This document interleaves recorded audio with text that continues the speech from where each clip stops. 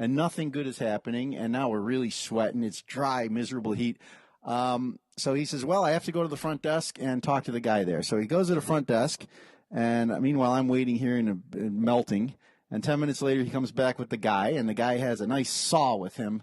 And it's just like on that show, what is the one where the Storage Wars. Yes. He flicks the switch, and there goes the saw. He cuts through the lock. He cuts the lock off, and it was just like that. And then I reached down, I pulled up the large iron curtain, and there it was, probably, I'm going to say 80 boxes stacked 3 high, going all around the storage facility, perfectly uniform boxes. Nothing else in there. Nothing else in there, just boxes, dry, which was good. Packed well? They were packed like bricks. I opened a couple up, and I didn't even have a knife. I was using my key, and once you get through the tape on the top of the box, then you open up and you realize he put all the books in garbage bags in each box. So then you had to cut through 2 layers of garbage bags to get to the books, and meanwhile the books are jammed in there, really well packed.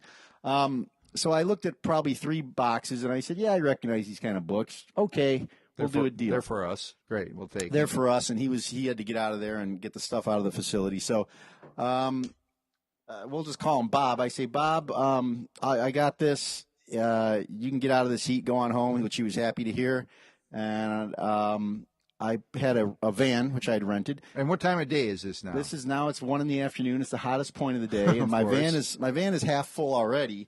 And I got to jam these 80 boxes in there, which I ended up doing, but it was the most miserable work of my life. And so you back the van up to the storage unit, and you're carrying box by box into the van. Are the boxes very heavy? No, I'm trying to. I had a 2-wheeler, so I was actually doing the 3 boxes at a time, rolling them out there. But then when you get to the van, I swear to God, each box weighs at least 75 to 80 pounds. Great, maybe more. I've never had help lifted such heavy boxes consistently. And in you're my by life. yourself. I'm by myself. I got it done, which was good. I forgot an important part of the story. So after he opened, we cut off that lock. He then decides to go check the other storage unit, which is like 5 units down. So he walks down there, pulls out a key. It's the first key he tries, opens the storage unit. It was just completely uncanny and bizarre. So he opens that unit, and that unit has twice as many boxes in it.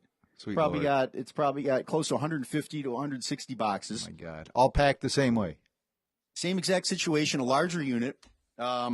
So I realized, and of course, it's no cooler down the five units down. No, it wasn't a shady lane. So he left. I load the van with the first unit, and at that point, I came to a realization that if I want to live a healthy life, I'm not going to go and empty that second unit by myself. So we called a moving company to take care of that one. Excellent. And there was a slight problem, though. So the moving company comes and gets it. It's apparently a one-man job, one-man team, I think. So he gets it. He gets the 120 or 150 boxes. Into his van. Into his truck. And his goal is then to go to the motor freight depot, offload it, shrink wrap it, and get it back to Cleveland for us. Well, that was on a Friday afternoon, and the person back at our home base that was dealing with him gave him directions what to do and where to go.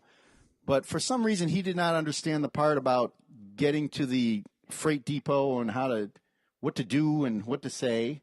So I get word Saturday morning that he still has all the boxes, and he had to take the boxes back to his home, unload them all because he rented a truck which needed to be returned Saturday by noon, and the freight depot was closed on Saturdays.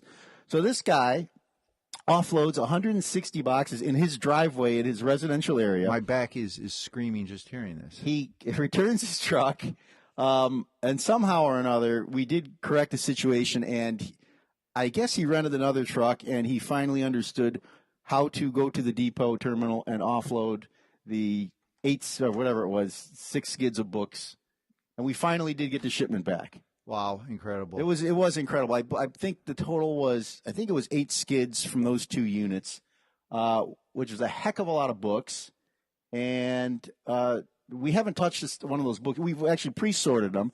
95% look like keepers, which is surprising. But we haven't touched them aside from sorting them. So one of my goals this summer is to begin working on that collection. And now I think your half of the story is right. Is So equally you as- ship back 6 skids. I think six or eight. Six or I eight can't skids. quite remember. It's last Yeah. summer. So I go to Northern Cal, get off the plane, head over to the box truck company. I had a 16-footer reserved. I get to the office. The guy says, "Oh, sorry. Yeah, you did reserve this 2 weeks ago, but we don't have a 16-footer for you. You can take a 24-footer or a 12-footer." So I'm scratching my head, and I'm looking at the 24-footer thinking, I don't have a commercial driver's license. That scares the heck out of me. So I opt for the 12-footer. Okay. It's big enough anyway. It's a box truck. Princess was with me, so I get her in the truck, and we zoom across the bay and meet this guy at storage space number 1. And coincidentally, it was about 85 degrees where I was out there. In northern Yeah, California. in the East Bay, away from the ocean. It was dry and hot. Well, he pulled out his key ring, and he must have added to it because I swear to God there were 200 keys on that keychain. They were little keys. The first unit was unlocked. He had unlocked it before I got there. I met him. He opens the door, and it's jam-packed with boxed books and with a refrigerator and with a microwave and with tax receipts. And not having met him before, I was unsure as what to expect, but he wanted me to take everything. To which I said, I'm not a reseller of household appliances, nor am I a recycler of old tax receipts and paper junk like that. So I start hauling the books out, and same scenario. The boxes weigh a ton. They're heavy as heck. Holy cow! So this princess person you mentioned. That's my girl, my girlfriend. Okay. Yeah. Did she help? She went after sort of lighter boxes when she could. The tax returns. And, okay. You know, I didn't want her to break a fingernail or anything. So those boxes aren't really made for most people to handle. Exactly. So she was there for moral support, and I think I had to run out and get a few gallons of bottled water to replenish, and to chat with Bob and see what's up out there in that part of the world.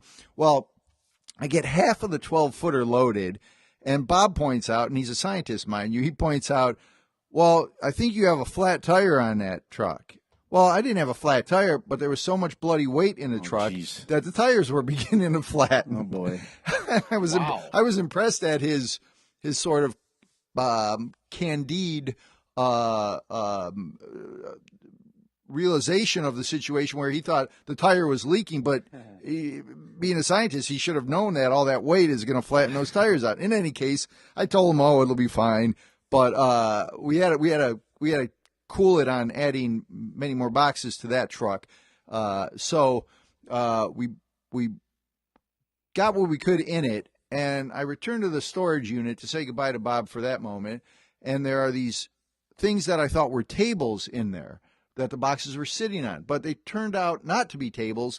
They are wooden crates, big wooden crates that you'd see in the Raiders of the Lost Ark, and they're bolted shut with big big wood screws, and it looks like a professional carpenter put these things together. So I look at him and I say, "Well, we got most of the room emptied out, sir. I'll get the last few boxes later on." He says, "Oh no, in these wooden crate are more boxes of books." Of course. So I'm wondering, well, what are these? Are these the really, really expensive, rare, special ones? And he says, no, they're just more of my books that are boxed up in these things. He said, "You're going to need a cordless screwdriver to open these things up." And there's 3 of them, and they're 8 feet long by 2 feet deep by 3 feet high. Okay, and of course we're sweating profusely and kind of exhausted. By the way, when in my initial conversation with him before we went out there, he did mention those crates. Oh, he did. Oh, He did. You should have told He me. did. I would have brought the cordless. But he didn't make it sound like you would need. I figured it'd have handles or some sort of pull on them, and you could pull a side open. Oh, right. No, these were high grade security wooden boxes that no amateur was going to just take a crowbar and pry into whatsoever.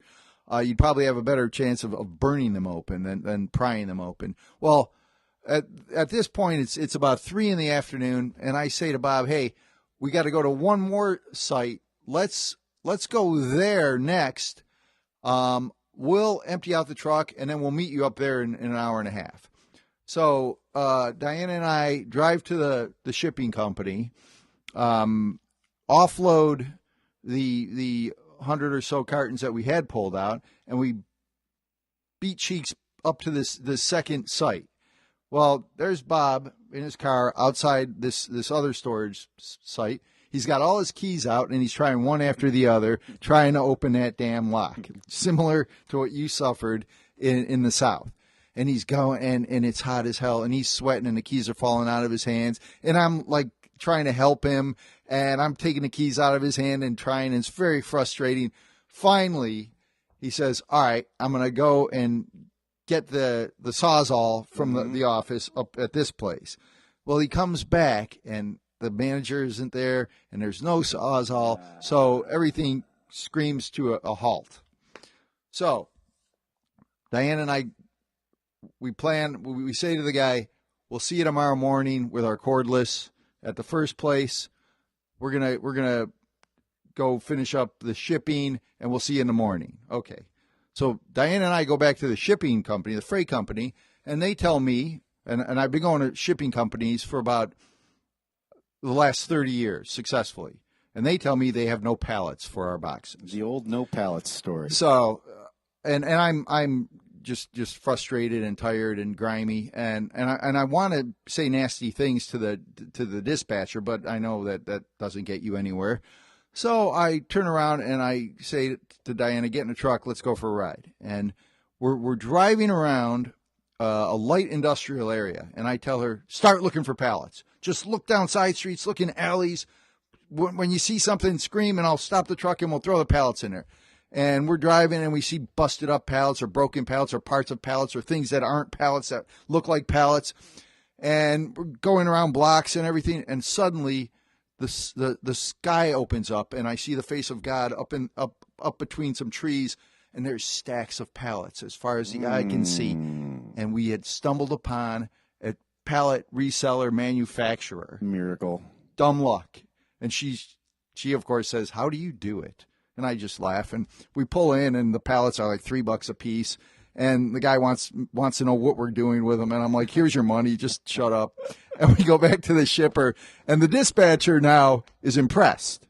So he comes out, and he wants to be my friend.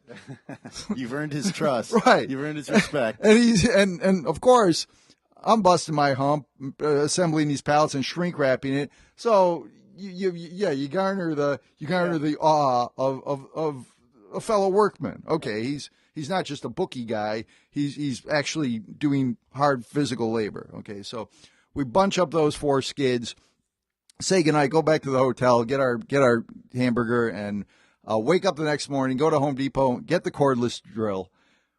The professor meets us at the storage shed. Number one, I use the cordless, bam, bam, bam, open those things up. But the next problem is the boxes are placed perfectly in these wooden crates where you can't get your fingers around the boxes to pull them out. Yeah. It's sort of a Chinese puzzle. I think that's what they call it. So I'm like, what's next? What's in these boxes? And of course, the boxes are heavy as sin. So like you, I had to take my key and open up the middle box, break the cardboard with the key, and use the flaps as handles to pull that one out to loosen the ones adjacent to it and empty those cartons out. Now, Princess had nothing to do with that aside from mopping my brow and talking on the phone, herself. It was tedious and painful, but we cleared the thing out. So of those 3 sarcophagi, I would say we pulled out another 60 cartons. Wow. Okay. Now we have to go to the second unit, about 20 miles away. But it's in the morning. We're hungry. Hey, let's stop at this McDonald's near the interstate. Okay.